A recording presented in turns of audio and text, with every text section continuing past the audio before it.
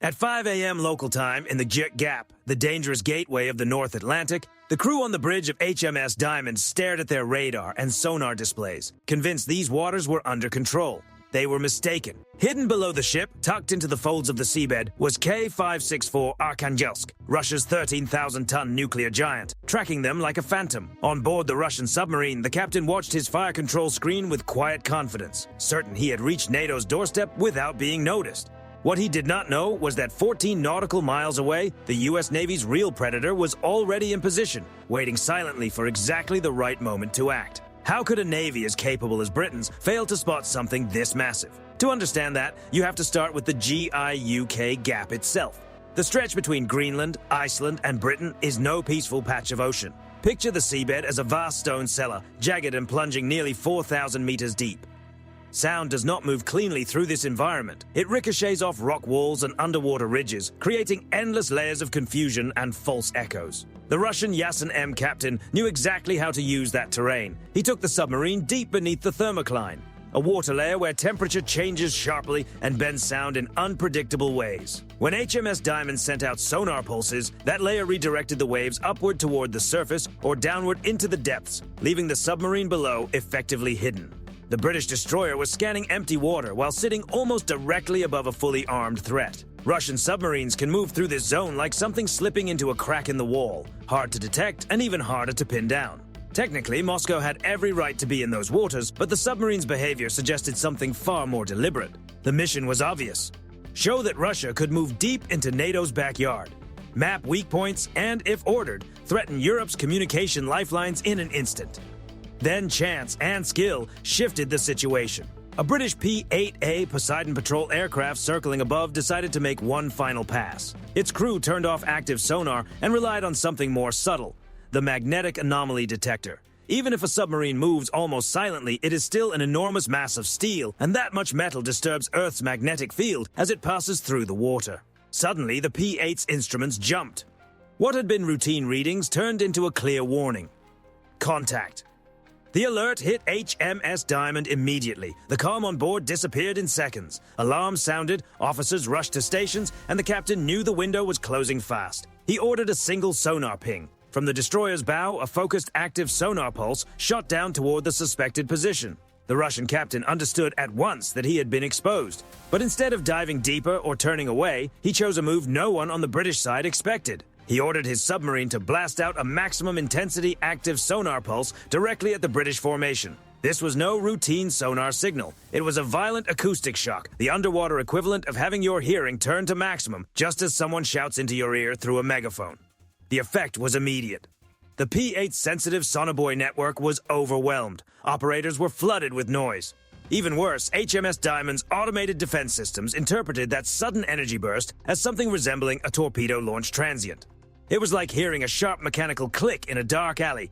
Your mind reacts before you fully understand what happened. The British ship's systems did the same.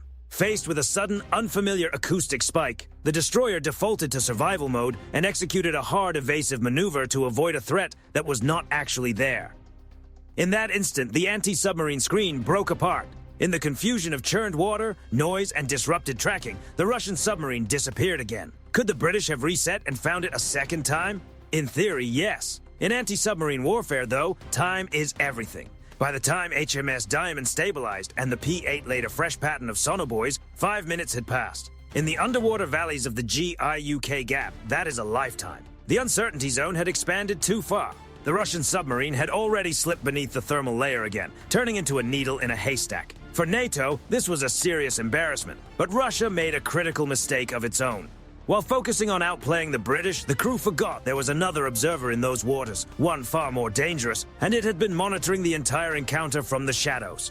The magnetic data from the British aircraft had been encrypted and relayed through NATO's Link 16 network. And at a depth of 300 meters, roughly 30 miles away, another listener caught everything. That was USS South Dakota, SSN 790, a U.S. Navy Virginia-class attack submarine.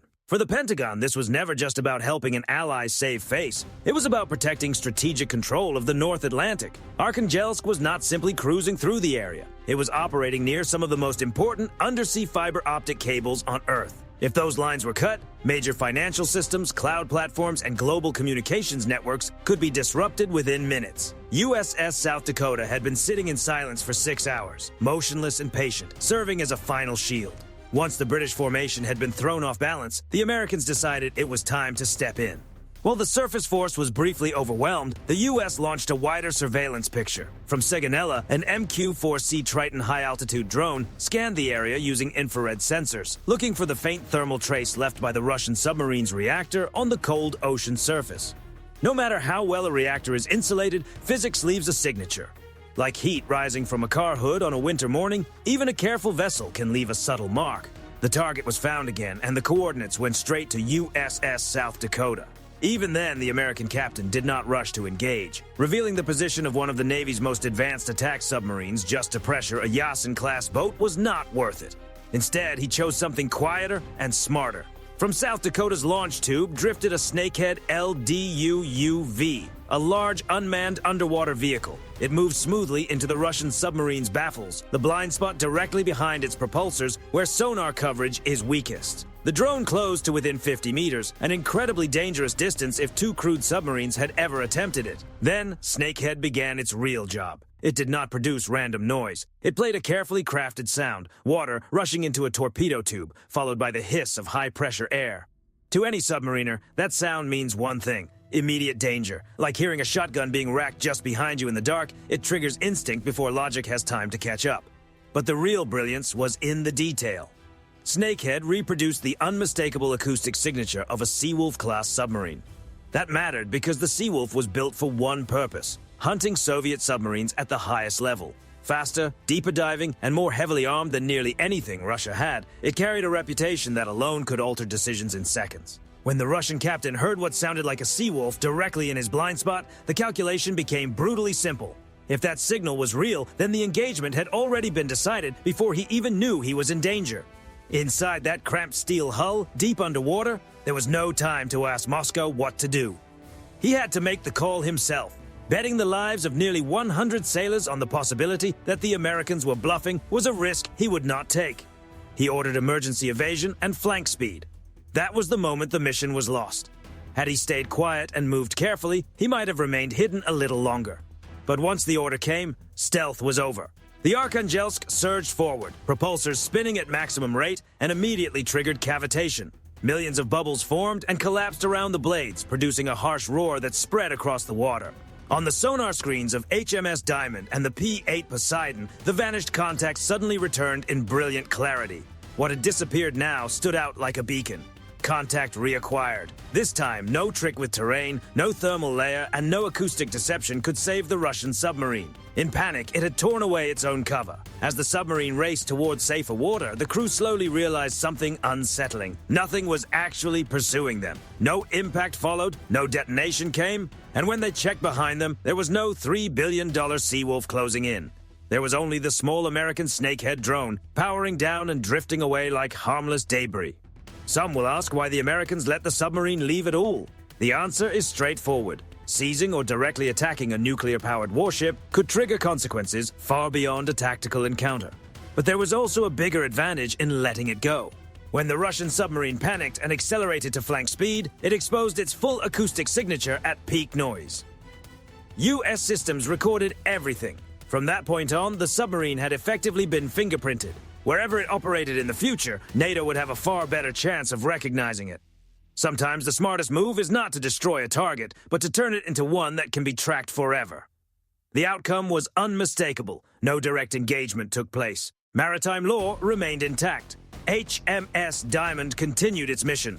But the message sent back to Moscow was colder than any official statement. You may avoid radar, you may confuse sensors for a moment, but you cannot hide from your own fear. And in these waters, that fear can be used against you. What happened in the GIUK Gap was more than a tense submarine encounter. It was a glimpse into the future of naval power.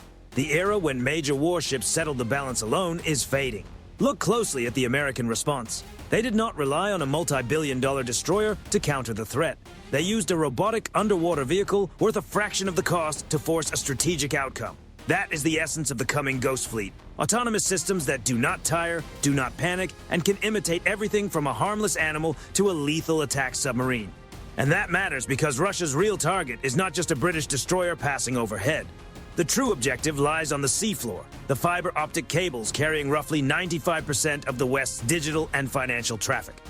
Moscow wants to show it can reach that hidden network whenever it chooses. The U.S. response was even harsher. In the deep ocean, it is no longer enough to hide. America intends to dominate the invisible domain itself. That may be the clearest lesson of all. In modern conflict, the side that controls information and understands how to shape the other side's decisions holds the advantage. Missiles and torpedoes may finish an encounter, but data is what defines it. In this case, the Russian system was outplayed by the American one, and with every passing year, that gap may grow even wider. So here is the question. If Russia really did sever those cables in the GIUK gap, how quickly do you think NATO would identify it and respond? Within 1 hour? Within 1 day? Or only after the damage was already done? Share your thoughts in the comments. Thanks for watching this breakdown of a dramatic undersea standoff. If you found it useful, support the channel with a like and subscribe so more viewers can discover content like this.